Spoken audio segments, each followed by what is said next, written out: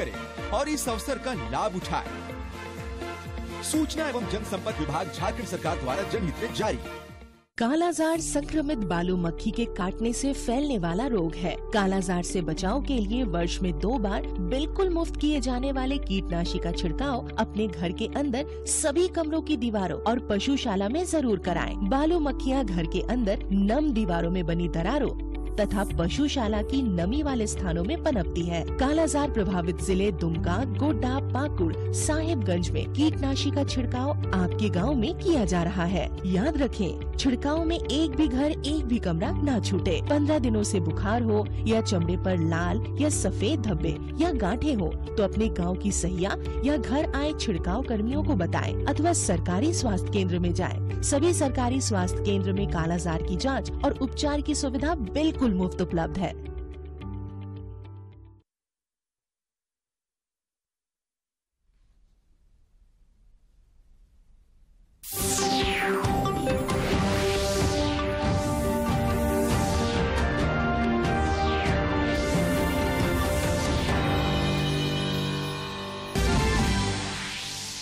तीन कृषि कानूनों को वापस लेने संबंधी विधेयक को राष्ट्रपति ने दी मंजूरी। संसद की स्वीकृति के बाद तीनों कृषि कानून वापस लिए गए।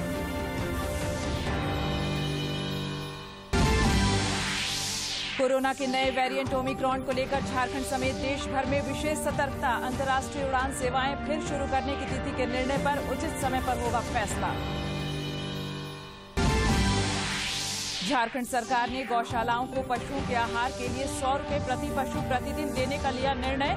रेस्क्यू वाहन भी कराया जाएगा उपलब्ध।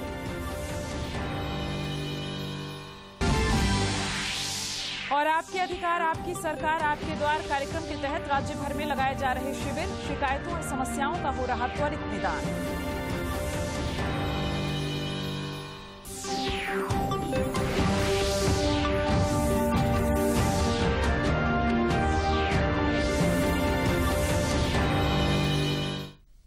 नमस्कार, खबरें झारखंड में आपका स्वागत है। मैं हूं प्रियंका और समाचारों में आगे बढ़ने से पहले ये संदेश।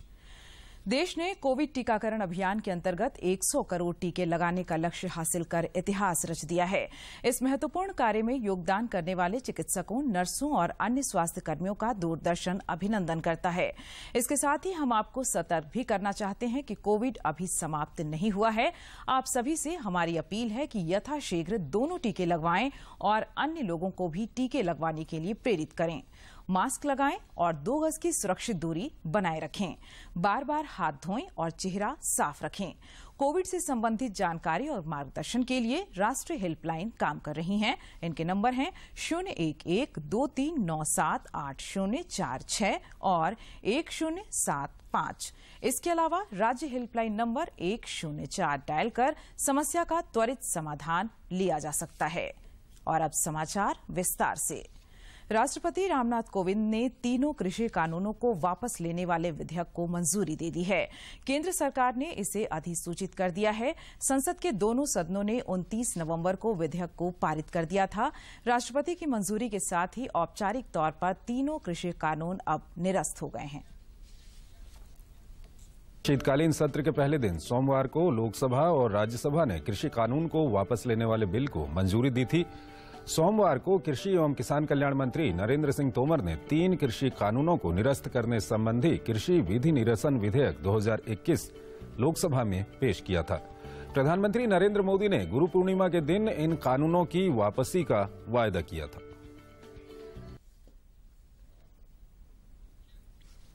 संसद के शीतकालीन सत्र का आज चौथा दिन है। राज्यसभा की कार्यवाही शुरू होते ही 12 सांसदों के निलंबन को लेकर विपक्षी नेताओं ने राज्यसभा में हंगामा शुरू कर दिया।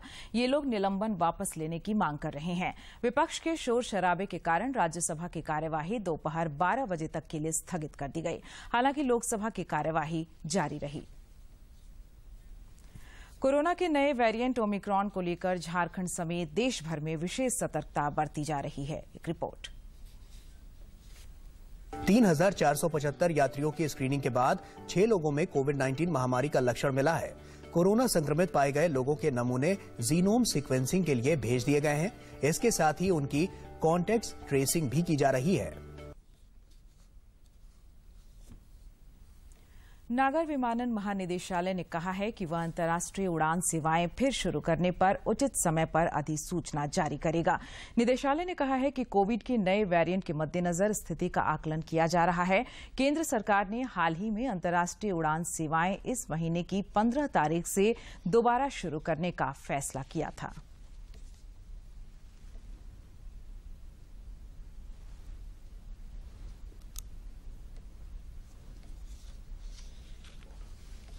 केंद्रीय स्वास्थ्य और परिवार कल्याण मंत्री मनसुख मांडविया कोरोना वायरस के नए वेरिएंट ओमिक्रॉन के मद्देनजर राज्यों के साथ वीडियो कॉन्फ्रेंसिंग के माध्यम से बैठक कर रहे हैं। इससे पहले स्वास्थ्य मंत्रालय ने सभी राज्यों को विदेश से आने वाले सभी यात्रियों पर कड़ी निगरानी करने और कोविड से जुड़े सभी दिशा निर्देशों का पालन करने की सलाह दी है।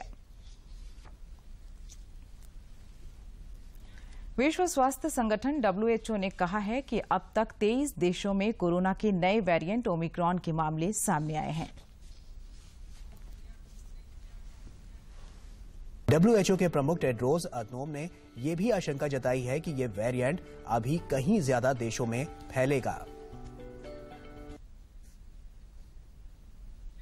देश में पिछले 24 घंटों में कोविड-19 के 9,765 नए संक्रमितों की पहचान की गई है। इस दौरान 8,548 संक्रमित स्वस्थ भी हुए हैं।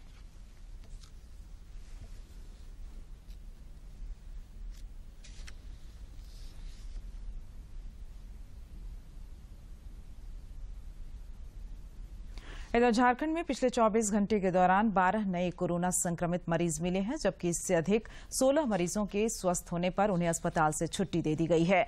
राज्य में अब सक्रिय संक्रमितों की संख्या घटकर 94 रह गई है। पिछले 24 घंटे के दौरान रांची में 3, पूर्वी सिंहभूम में 3, पश्चिमी सिंहभूम और धनबाद में 2-2, बोकारो एवं लातेहार में 1-1 नए संक्रमित मिले हैं।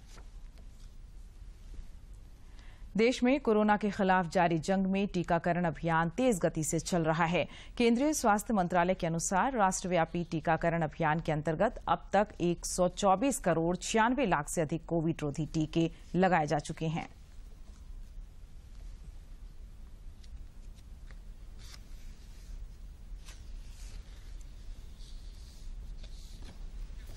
झारखंड मुक्ति मोर्चा के संविधान में आंशिक फेरबदल हो सकता है। पार्टी के अगले महाधिवेशन में झारखंड मुक्ति मोर्चा के संविधान में संशोधन का प्रस्ताव लाया जाएगा। पार्टी के महासचिव विनोद पांडे ने बताया कि दोनों कमेटियों की बैठक में महाधिवेशन की रूपरेखा बनाई गई है। बैठक में राजनीतिक प्रस्ताव पर भी चर्चा हुई। आपके अधिकार आपकी सरकार आपके द्वार कार्यक्रम के तहत राज्य भर के विभिन्न पंचायतों में प्रतिदिन कैंप लगाकर लाभुकों को सरकार की विभिन्न योजनाओं के लाभ के अलावा कई दस्तावेजों में आवश्यक सुधार, विभिन्न प्रकार के प्रमाण पत्र भी निर्गत किए जा रहे हैं। 16 नवंबर से 28 दिसंबर तक राज्य के विभिन्न पंचायतों में कैंप का आयोजन किया जा रहा है। इसी क्रम में रांची जिला के अनगढ़ा प्रखंड के रहने वाले कैंसर पीड़ित साहिर अंसारी को सहायता उपलब्ध कराई गई।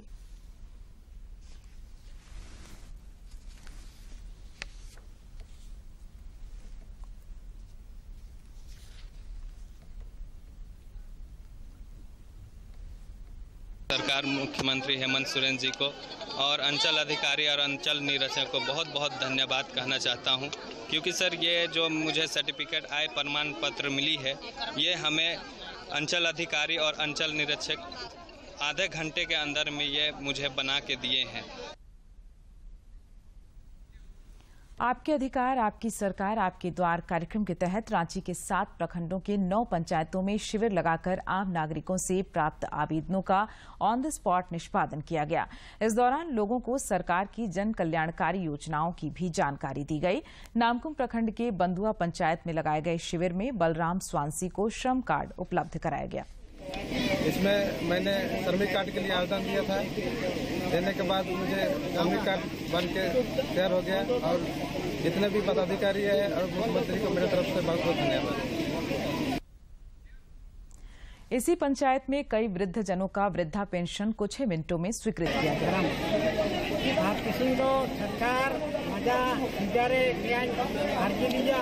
मगर धन्यवाद है अमन कई ना किसी दो रिटायर समन भगा को ये को समन जमा करते किसी ना ये सरकार है किसी दो नरा ये अमान्य तब शिविर में संतोषी कुमारी की पुत्री को मुख्यमंत्री सुकन्या योजना का लाभ भी मौके पर दिया गया। मुख्यमंत्री जी को बहुत बहुत धन्यवाद। इस शिविर में सोनी देवी नामक एक महिला को सोना सोबरन धोती साड़ी योजना का लाभ दिया गया। समाचारों का सिलसिला जारी रहेगा, लेकिन इस विराम के बाद।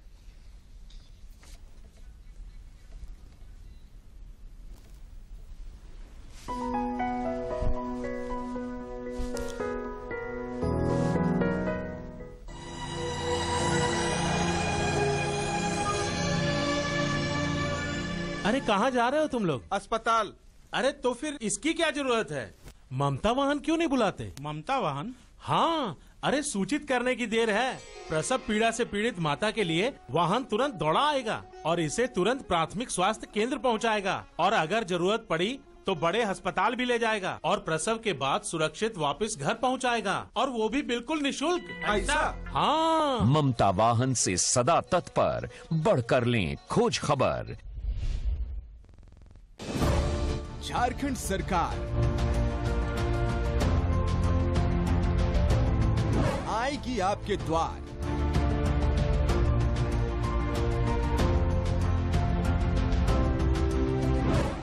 नवंबर से 29 दिसंबर तक हर पंचायत में लगेगा शिविर। समस्याओं का त्वरित होगा निष्पादन। आप अपनी भागीदारी सुनिश्चित करें और इस अवसर का लाभ उठाएं। सूचना एवं जनसंपर्क विभाग झारखंड सरकार द्वारा जनहित में जारी। अरे वाह मालती बहन, नजर गुजर के लिए टीका तो लगा दिया और बाकी के लिए? बाकी तेरे बच्चे के लिए खसरा, काली खांसी, टीबी, दमघोटू, हेपेटाइटिस बी, पोलियो और टेटनस जैसी 7 जानलेवा बीमारियों से बचाने वाला टीका। मकीरी टीका लगेगा कहाँ दीदी? अरे अपने प्राथमिक स्वास्थ्य केंद्र एवं आंगनबाड़ी केंद्रों में यह सुविधा उपलब्ध है। तो अभी ये चले? हाँ हाँ, क्यों नहीं। समय से टीका काम है अच्छा, आंगन में खेले हंसता बच्चा।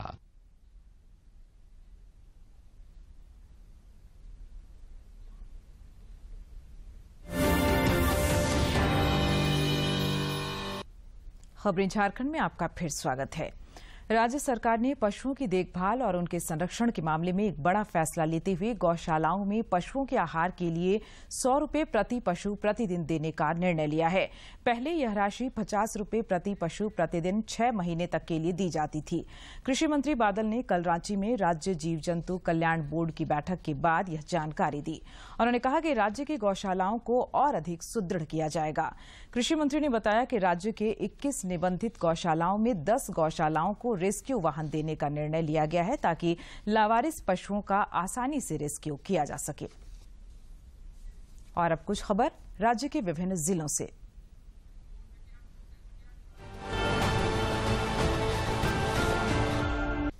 झारखंड विधानसभा सचिवालय में पूर्व विधानसभा सचिव महेंद्र प्रसाद की विदाई में समारोह का आयोजन किया गया। समारोह में विधानसभा अध्यक्ष रविंद्रनाथ महतो भी उपस्थित हुए। श्री प्रसाद 23 अक्टूबर को झारखंड विधानसभा के सचिव पद से प्रभार मुक्त हुए थे। धनबाद की भी 6 पंचायतों और नगर निकायों में शिविर लगाकर लोगों से आवेदन प्राप्त किए गए और ग्रामीणों की समस्याओं का समाधान किया गया। इस दौरान एक महिला को स्वरोजगार के लिए 10,000 रुपये की सहायता उपलब्ध कराई गई। आपके अधिकार आपकी सरकार आपके द्वार कार्यक्रम के तहत आगामी 11 दिसंबर को बोकारो में मेगा परिसंपत्ति वितरण कैंप का आयोजन किया जाएगा। इस दौरान विभिन्न लोक कल्याणकारी कार्यक्रमों के लाभार्थियों के बीच परिसंपत्ति का वितरण मुख्यमंत्री हेमंत सोरेन द्वारा किया जाएगा। पूर्वी सिंहभूम जिले के घाटशिला में शिविर के द्वारा फूलो झानो आशीर्वाद योजना के तहत आजीविका से जुड़ने के लिए महिला को 10,000 रुपये का ऋण उपलब्ध कराया गया। उधर जिले के मुसाबनी प्रखंड अंतर्गत पूर्वी मुसाबनी पंचायत में आयोजित शिविर में एक 65 वर्षीय दिव्यांग वृद्ध को प्रखंड विकास पदाधिकारी के प्रयास से वैशाखी उपलब्ध कराया गया। सरायकेला खरसावां जिले की पुलिस ने रहस्यमय तरीके से राजस्थान का एक ट्रेलर और उसमें लदे सरिया गायब होने के मामले का खुलासा कर लिया है। इस मामले में वाहन चालक समेत 4 लोगों को गिरफ्तार किया गया है।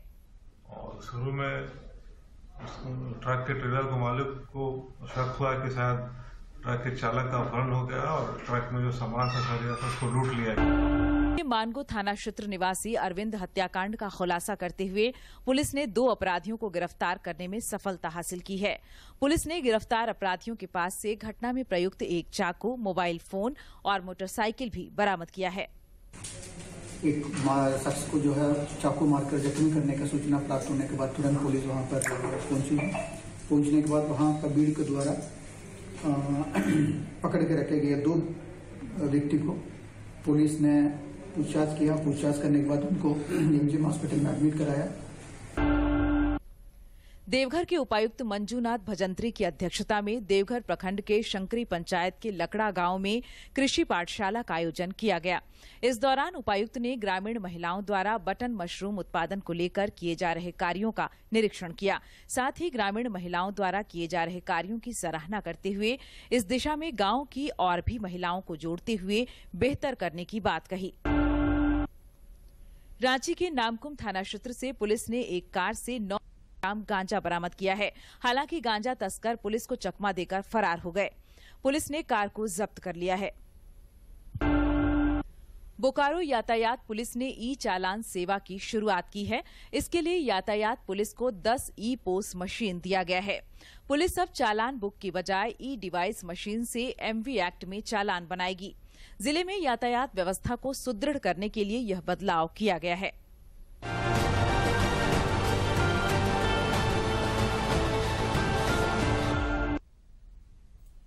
राजधानी रांची समेत राज्य के विभिन्न इलाकों में एक बार फिर कल से मौसम में बदलाव देखने को मिलेगा। रांची स्थित भारतीय मौसम विज्ञान विभाग के वैज्ञानिक अभिषेक आनंद ने बताया कि बंगाल की खाड़ी में बन रहे निम्न दबाव के कारण 3 दिसंबर से राज्य के मौसम में परिवर्तन देखने को मिलेगा। वित्त मंत्रालय ने कहा है कि इस वर्ष नवंबर में वस्तु एवं सेवा कर संग्रह लागू किए जाने के बाद से दूसरी बार सर्वाधिक रहा है। नवंबर महीने में कुल 1,31,526 करोड़ रुपए का जीएसटी राजस्व संग्रह हुआ। यह पिछले वित्तीय वर्ष में इसी महीने के राजस्व संग्रह से 25% अधिक है। भारत जूनियर हॉकी विश्व कप के सेमीफाइनल में पहुंच गया है। भुवनेश्वर में कल मेजबान टीम ने बेल्जियम को 1-0 से हराकर अंतिम 4 में जगह बनाई। सेमीफाइनल में कल भारत का सामना जर्मनी से होगा। क्वार्टर फाइनल मुकाबले में बेल्जियम को उसकी टीम को 1-0 से शिकस्त दी। वहीं भारत का अब सेमीफाइनल से सामना 6 बार की चैंपियन जर्मनी से होगा। जर्मनी इस टूर्नामेंट की सबसे कामयाब टीम है। भारत और जर्मनी के बीच सेमीफाइनल मुकाबला शुक्रवार को खेला जाएगा। भारत की ओर से दूसरे क्वार्टर में शारदा नंद तिवारी का गोल विजयी साबित हुआ। इससे पहले भारतीय टीम ने बेल्जियम की टीम को साल 2016 के जूनियर हॉकी विश्व कप के फाइनल में भी हार का मुंह दिखाया था।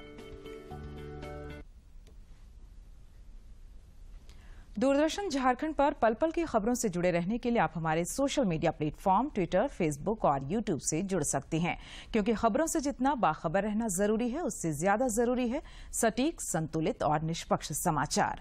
हमारा ट्विटर हैंडल और फेसबुक पेज है डीडी न्यूज झारखंड। आप हमें YouTube channel Jharkhand DD news पर भी देख और सुन सकते हैं।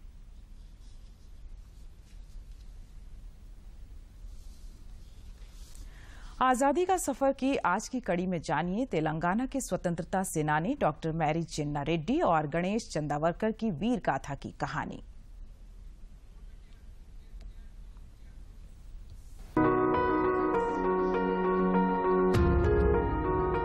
आज की इस कड़ी में हम तेलंगाना क्षेत्र के स्वतंत्रता सेनानी डॉक्टर मैरी चिन्ना रेड्डी को याद कर रहे हैं, जिनकी मृत्यु 2 दिसंबर 1996 को हुई थी। 1940 के दशक के दौरान तत्कालीन हैदराबाद राज्य में उन्होंने स्वाधीनता संघर्ष में भाग लिया था। वे उन दिग्गजों में भी थे जिन्होंने 1960 के दशक के अंत में तेलंगाना आंदोलन का नेतृत्व किया था। रेड्डी का जन्म 13 जनवरी 1919 को तत्कालीन हैदराबाद राज्य में हुआ था। उस्मानिया मेडिकल कॉलेज से स्नातक के बाद वे चिकित्सा सेवा में व्यस्त हो गए, लेकिन उनकी इच्छा स्वतंत्रता संग्राम से जुड़ने की थी, इसलिए उन्होंने एक सफल चिकित्सक का पेशा छोड़ दिया और सार्वजनिक सेवा के लिए स्वयं को समर्पित कर दिया। रेड्डी आंध्र युवजन समिति और छात्र कांग्रेस के संस्थापक थे और कई छात्रों, युवाओं, सामाजिक, शैक्षिक, साहित्यिक और सांस्कृतिक संगठनों से भी जुड़े रहे। उन्होंने लगभग 2 वर्षों तक एक साप्ताहिक समाचार पत्र का संपादन किया और विभिन्न पत्रिकाओं में लेख लिखे।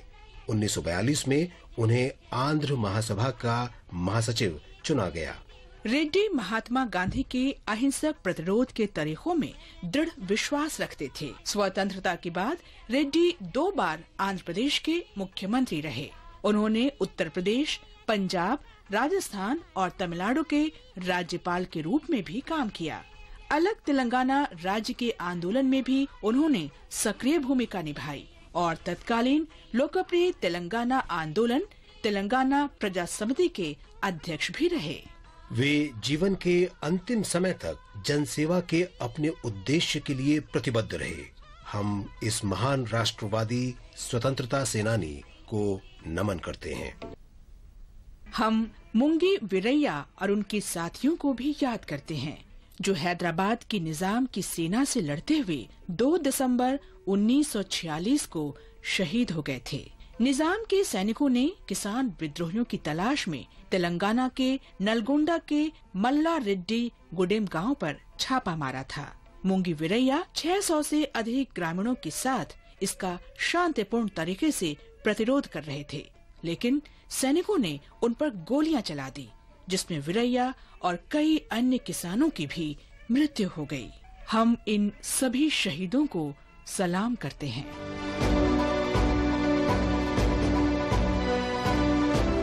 आज हम सबसे शुरुआती उदारवादी नेताओं में से एक नारायण गणेश चंद्रावरकर को भी याद कर रहे हैं, जिनका जन्म 2 दिसंबर 1855 को बॉम्बे प्रेसिडेंसी के होनावर में हुआ था।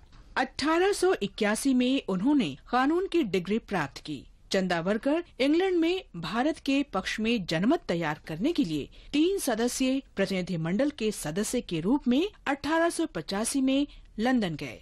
बाद में वे भारतीय राष्ट्रीय कांग्रेस के कार्यों में जुट गए और 1900 में इसके वार्षिक सत्र के अध्यक्ष चुने गए। इसके बाद उन्होंने सक्रिय राजनीति से अवकाश ले लिया। 1901 में महादेव गोविंद रानाडे की मृत्यु के बाद प्रार्थना समाज का नेतृत्व उन्होंने संभाला और सामाजिक कार्यों में लग गए। नारायण गणेश चंद्रावरकर ने 1914 में राजनीतिक क्षेत्र में फिर से प्रवेश किया और 1918 में सुरेंद्र नाथ बैनर्जी और दिनशा वाचा के साथ अखिल भारतीय उदारवादी सम्मेलन का नेतृत्व किया। 1920 में उन्होंने जलियांवाला बाग अत्याचारों पर ब्रिटिश अधिकारियों द्वारा गठित हंटर कमेटी की रिपोर्ट के विरोध में बॉम्बे में आयोजित जनसभा की अध्यक्षता की। चंद्रावरकर की सलाह पर ही गांधी जी ने असहयोग आंदोलन समाप्त कर दिया था।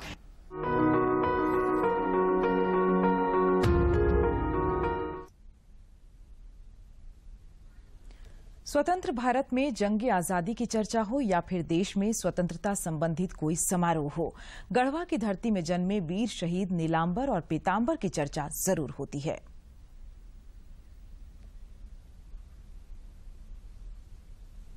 डीडी झारखंड अब आपके लिए हर रविवार शाम 5 बजे संताली समाचार पत्रिका पेश कर रहा है। इस 15 मिनट के संताली समाचार पत्रिका में आपको हफ्ते भर की खबरों का सार मिलेगा। निज भाषा उन्नति है, सब उन्नति को मूल, बिन निज भाषा ज्ञान के मिटन नहीं। जोहार खबर झारखंड रे आपेया अतंग दरम। अब आपके लोकप्रिय चैनल डीडी झारखंड पर हर रविवार शाम 5 बजे से देखिए संथाली भाषा का साप्ताहिक समाचार खबर संथाली, जिसमें आपको अपनी भाषा में समसामयिक गतिविधियों और कला संस्कृति से जुड़ी खबरों की बहुरंगी छटा देखने को मिलेगी। डीडी झारखंड के इस नई शुरुआत का आप भी हिस्सा बने और निज भाषा में समाचार देखें। तो याद रखिए, दिन रविवार, समय शाम 5 बजे। कोरोना का खतरा अभी टला नहीं है। दूरदर्शन झारखंड आप सबों से अपील करता है कि आप खुद भी मास्क पहनें और दूसरों को भी मास्क पहनने के लिए प्रेरित करें। साथ ही सामाजिक दूरी के दिशा निर्देशों का पालन करें। मास्क के उपयोग को लेकर सभी के सहयोग से मास्क अप इंडिया अभियान की शुरुआत हुई है, जो डीडी न्यूज और उससे जुड़े सोशल मीडिया पर जारी रहेगा। कोरोना को हराना है, मास्क जरूर लगाना है।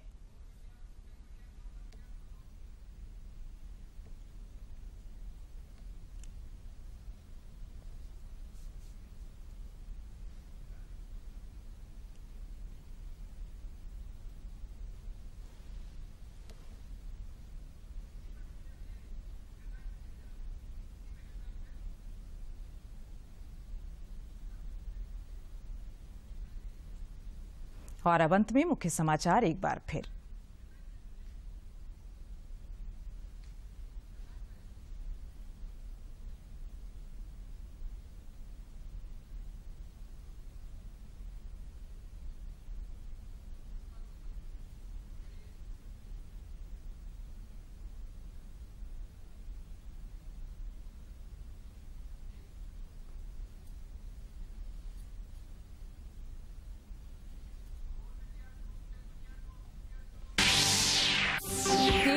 कानूनों को वापस लेने संबंधी विधेयक को राष्ट्रपति ने दी मंजूरी। संसद की स्वीकृति के बाद तीनों कृषि कानून वापस लिए गए।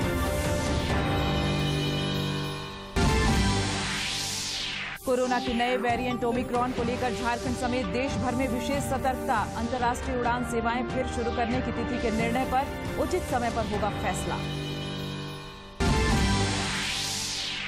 झारखंड सरकार ने गौशालाओं को पशुओं के आहार के लिए 100 रुपये प्रति पशु प्रतिदिन देने का लिया निर्णय। रेस्क्यू वाहन भी कराया जाएगा उपलब्ध।